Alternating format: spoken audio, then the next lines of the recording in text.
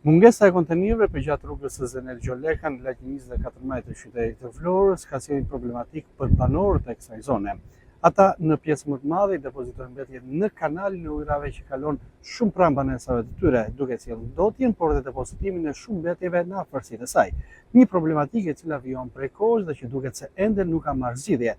Ajo çfarë kërkojnë banorët është padyshim vendosja e kontenerëve dhe pranë banesave të tyre për të bërë të mundur më pas, pse jo edhe pastrimin e kanalit, i cili mund të sjellë edhe problemet e tjera deri në shëndetin e këtyre të fundit. Mungesa e kontenierëve të mbeturinave në brendësi të lagjes 24 maj pranë rrugës Zener Gjoleka ka detyruar banorët që mbetjet urbane të depozitojnë pranë kanalit që kalon në afërsitë të zonës. Kjo situatë problematike vijon prej një kohe të gjatë, ndërsa banorët shprehen se kanë kërkuar ndërhyrje për të gjetur një zgjidhje.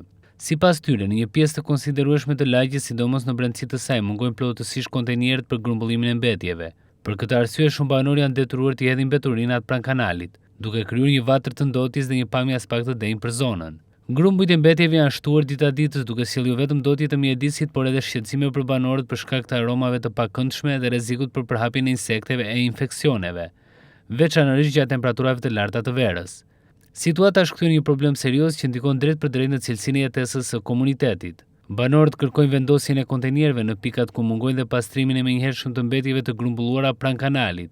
Ata shpresojnë që institucionet përgjegjëse të reagojnë sa më shpejt, në mënyrë që kjo problematikë e cila zvarrite prej kohësh të marrë më në fund një zgjidhje dhe zona të rikthehen në kushte normale pastërtie dhe sigurie mjedisore.